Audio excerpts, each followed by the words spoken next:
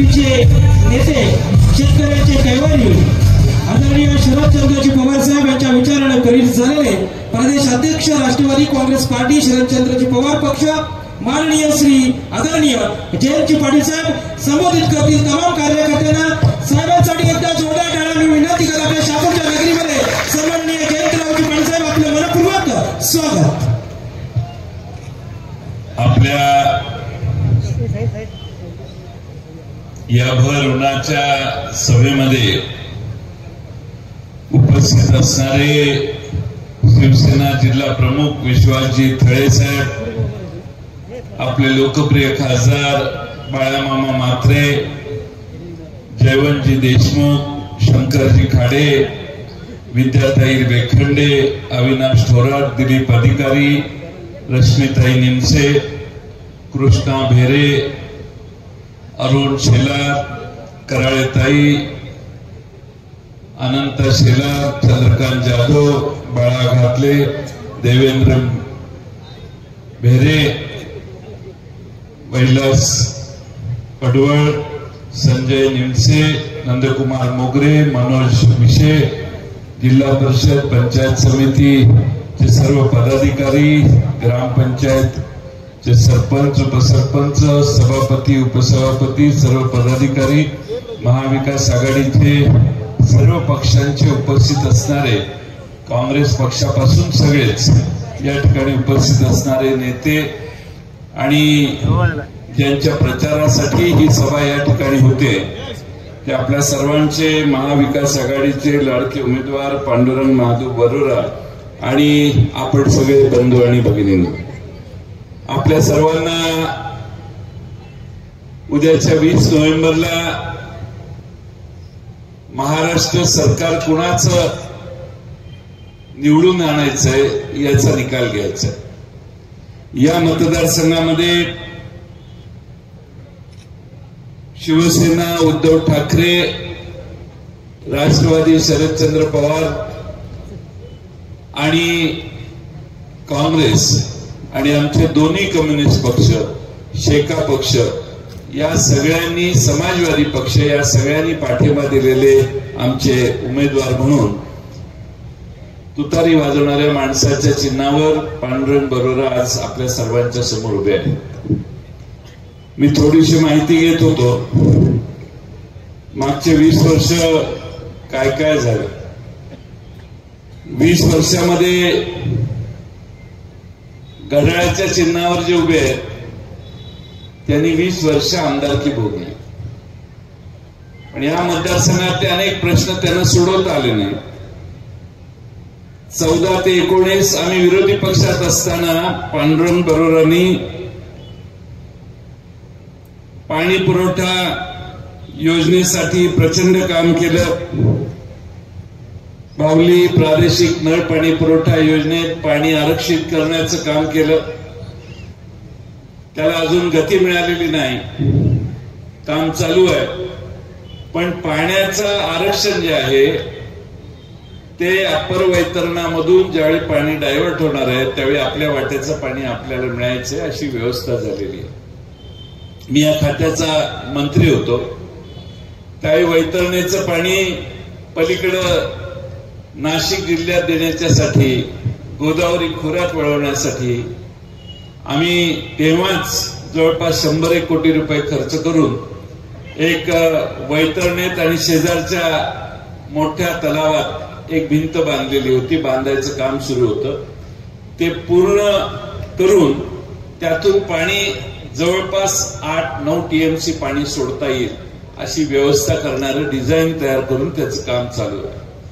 त्यामुळे मित्रांनो, बाहुलीचा पाण्याचा आपला अधिकार हा पांडुरंग बरोरा असताना पासून जो मिळालेला आहे तो 100% पूर्ण होणार आहे. आणि पांडुरंग बरोरा यांचं नशीब असं आहे की 5 वर्ष ते आपल्या विधानसभेत नव्हते तरी देखील आता त्या सगळ्या योजनेचं उद्घाटन 1.5 वर्षानंतर पांडुरंग बरोरा आमदार म्हणून आपल्या सर्वांच्या साक्षीनं होईल. हे पहिल्यांदा महाविकास आघाडीच्या वतीनं तुम्हाला वचन देतो. जवळपास 297 गावपाड्यांची पाणी टंचाई दूर करण्यासाठी फार लांब वेळ मागत नाही, 5 वर्ष वगैरे, फक्त 1.5 वर्ष, कारण मला माहिती आहे त्याची प्रगती काय झालेली. 1.5-2 वर्षामध्ये पाणी आपल्याला गावपाड्यांच्या पर्यंत पोहोचवण्याचं काम हे अतिशय प्रभावीपणाने आम्ही करू. बऱ्याच योजना आहेत. आता क्रीडा संकुल आहे, यांच्या काळात मंजूर झालं, त्यांच्या काळात काम पुढे गेलं नाही. प्रशासकीय इमारत मंजूर आहे, इरिगेशनची जागा फक्त महसूल विभागाकडे हस्तांतर करण्याचं काम देखील सध्याच्या असणाऱ्या आमदारांना करता आलं नाही. बसपोर्टसाठी देखील मंजूर आहे, पण काम अर्धवट आहे. आणि त्यामुळं या भागात अनेक प्रश्न दुर्लक्षित मागच्या 5 वर्षात झाले.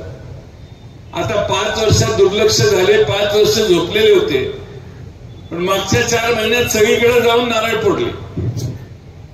5 वर्ष काय झोपा काढत होता का? 5 वर्ष जे तुम्हाला करता आलं नाही ते डोळ्यात लोकांचा धुळफेक करण्यासाठी आता तुम्ही नारळ फोडायला लागला तर तुमच्यावर कोण विश्वास ठेवणार? आणि म्हणून मी साधा प्रश्न आहे MIDCचा, MIDC मंजूर आहे, सगळं आहे, पण चालणार नाही. नवे उद्योग आणण्याच्या दृष्टीने प्रयत्न नाही. MIDCच्या साठी आवश्यक असणाऱ्या इन्फ्रास्ट्रक्चरचं काम नाही. आणि म्हणून या मतदारसंघामध्ये आता आमदार बदलल्याशिवाय आपल्याला पर्याय नाही, हेच सांगण्यासाठी आम्ही सगळे आज आपल्या सर्वांची भेट घेण्यासाठी इथं आलोय. महाराष्ट्रामध्ये अनेक मतदारसंघात जाऊन आल्यानंतर एक चित्र तयार झालेलं आहे की महाराष्ट्रामध्ये यंदा महाविकास आघाडीचं सरकार येणार आणि महाविकास आघाडीचं सरकार येणार याची आता काळ्या दगडावरची रेघ आहे. एवढ्या प्रचंड प्रमाणात उद्धव ठाकरे साहेबांच्या सभांना, शरद पवार साहेबांच्या सभांना आणि काँग्रेसच्या नेत्यांना लोक आज प्रतिसाद देत आहेत. सगळीकडे वेगवेगळे प्रश्न आहेत. मग हे भारतीय जनता पक्ष जेव्हा धर्मावर जातं त्यावेळी लक्षात घ्यायचं यांचा पराभव सुरू झालेला आहे. आता ते उत्तर प्रदेशचे मुख्यमंत्री आले आणि काय घोषणा केली, तो बटेंगे तो कटेंगे. आता बटेंगे तो कटेंगे ह्यांचा उत्तर प्रदेशचा निम्मा उत्तर प्रदेश भिवंडी आणि ठाणे आणि मुंबई आणि पुणे भागात येऊन राहिलेला आहे आणि ह्यांचा उत्तर प्रदेश इकडे येऊन राहिला आणि बाबा म्हणतोय बटेंगे तो कटेंगे. आम्हाला इकडे येऊन शिकवायला लागला की बटेंगे तो कटेंगे. महाराष्ट्र हा शाहू फुले आंबेडकरांचा महाराष्ट्र आहे. आम्ही बटेंगे भी नाही और काटने का तो सवाल ही नाही. आता खरं हे 18व्या शतकातले सगळे उद्योग आहेत हे भारतीय जनता पक्षाचे आणि त्यांना सामील आहेत हे अजित पवार आणि एकनाथ शिंदे या दोघांचे 2 पक्ष. आता त्यांचाही नाईलाज आहे. आमचे अजित पवार म्हणतात बटेंगे तो कटेंगे, हे आम्हाला मान्य नाही. मग त्यांच्यावर गेला कशाला? बटेंगे तो कटेंगे ही काही नवी घोषणा नाही. तुम्ही कशासाठी त्यांच्याकडे गेला हे महाराष्ट्राला माहिती आहे.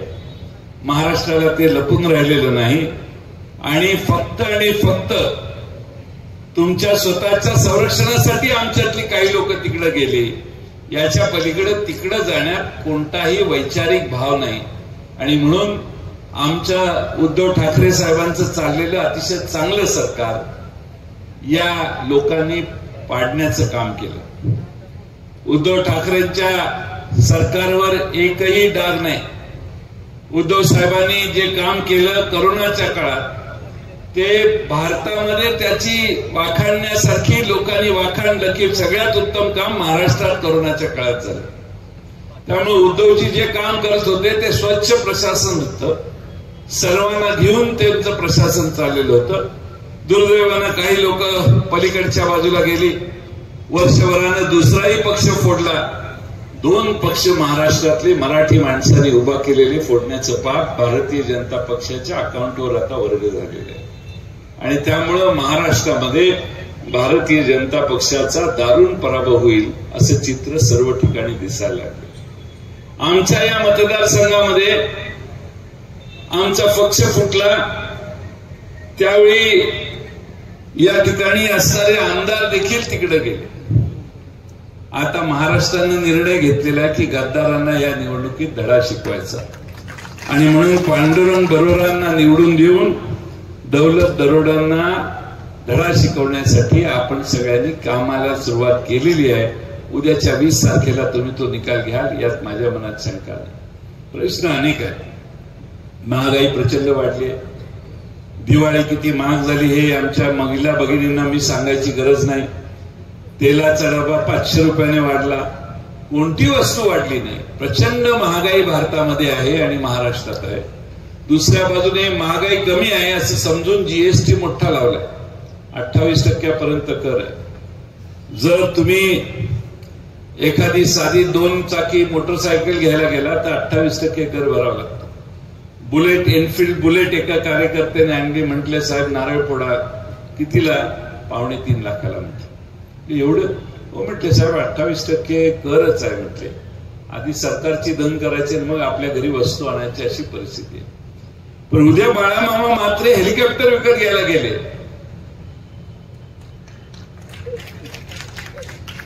जर तरची भाषा टाळ्या का मारतात. जर गेले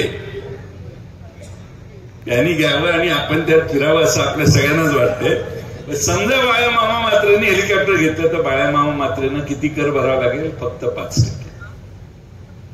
या देशामध्ये श्रीमंत माणसांनी काही गोष्टी खरेदी केल्या तर त्याला कर कमी आणि 2 चाकी 4 चाकी सामान्य मध्यमवर्गीय खरेदी करायला केला तर 24 आणि 28% कर यांनी लावला. शेतकऱ्यांचा अवजारावरही प्रचंड कर यांनी जीएसटी लावला. एकटा महाराष्ट्र देशामध्ये 30,000 कोटी रुपये केंद्र आणि राज्य सरकारला दर महिन्याला कर म्हणून भरतो. मी जर आकडेवारी बघितली तर दुसऱ्या राज्य 10%, 10,000 कोटी, 9,000 कोटी, 11,000 कोटी. पण महाराष्ट्र हे एकमेव राज्य आहे की जे 30,000 कोटी रुपये एका महिन्याला केंद्र आणि राज्याला भरतं. आता एवढा निधी आम्ही जर सरकारच्या तिजोरीत भरत असू तर माझा प्रश्न आहे की केंद्र सरकार महाराष्ट्राला किती देतं? मित्रांनो, परवाचं बजेट बघितलं. बाळामामा मात्रे इथं आहेत तर परवाच्या बजेटमध्ये बाळामामा मात्रेंना माहिती आहे की नितीश कुमार बिहार 45,000 कोटी रुपये, चंद्रबाबू नायडू आंध्र प्रदेश काहीतरी 35 का काय 30,000 कोटी आणि एकनाथ शिंदे साहेब महाराष्ट्र 7,000 कोटी रुपये. डबल इंजिनचा उपयोगच नाही ना. तुम्ही डबल इंजिन पाहिजे म्हणता ते दुसरं इंजिन उपयोगातच नाही. आता तर म्हणे ट्रिपल इंजिन आहे.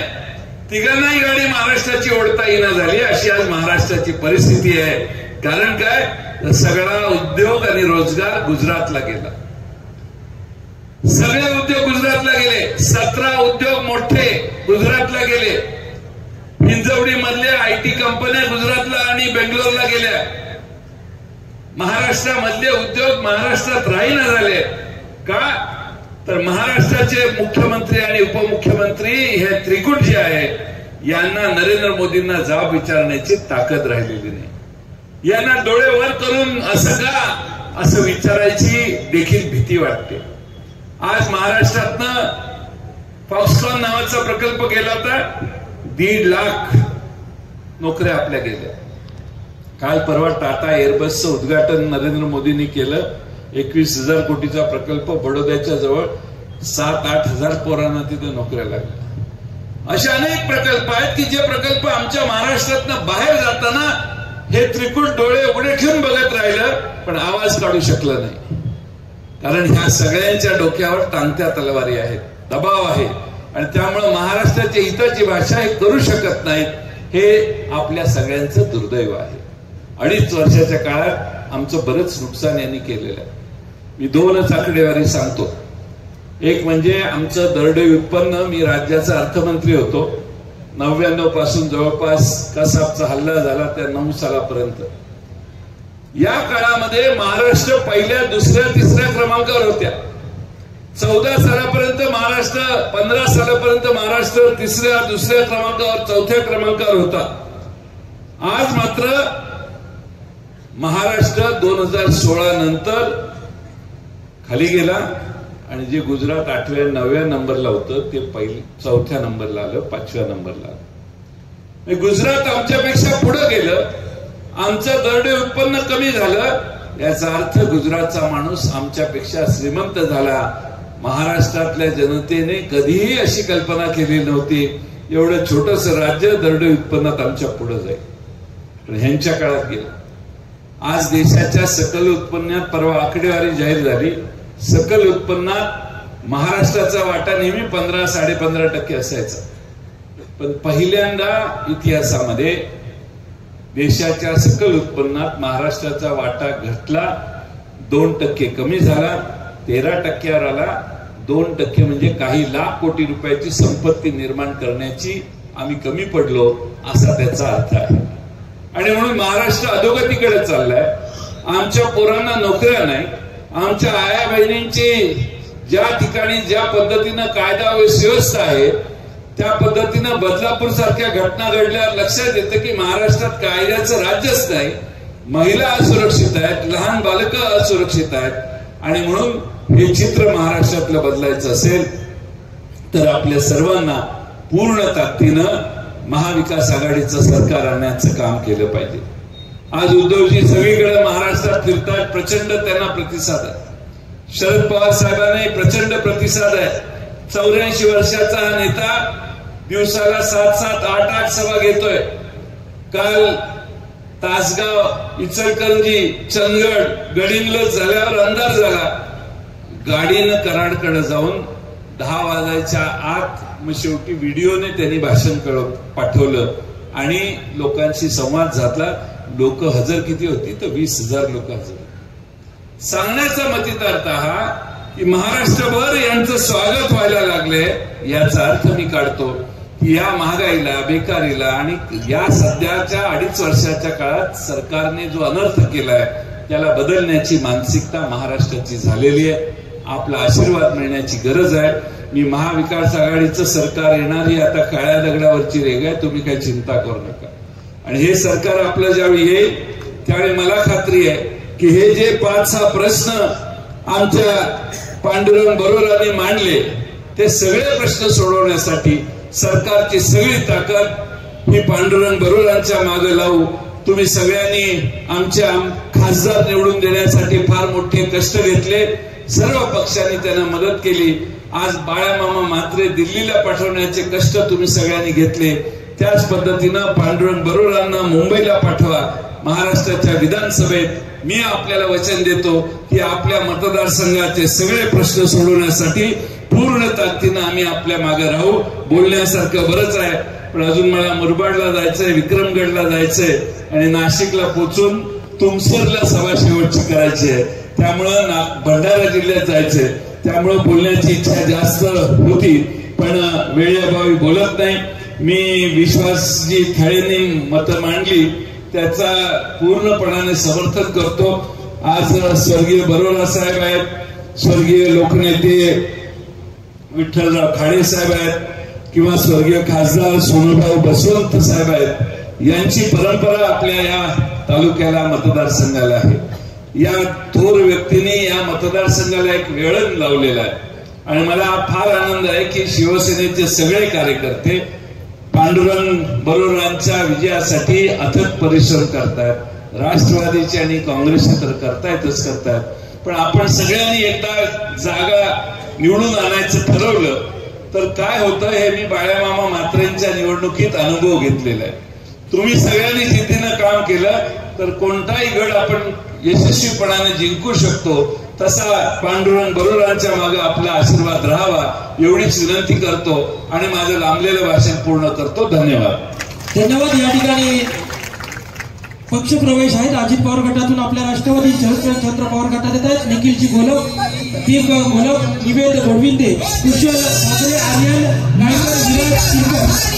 चला सर्व युवकांनी यायचं. मी नाव घेतो जितेश पवार.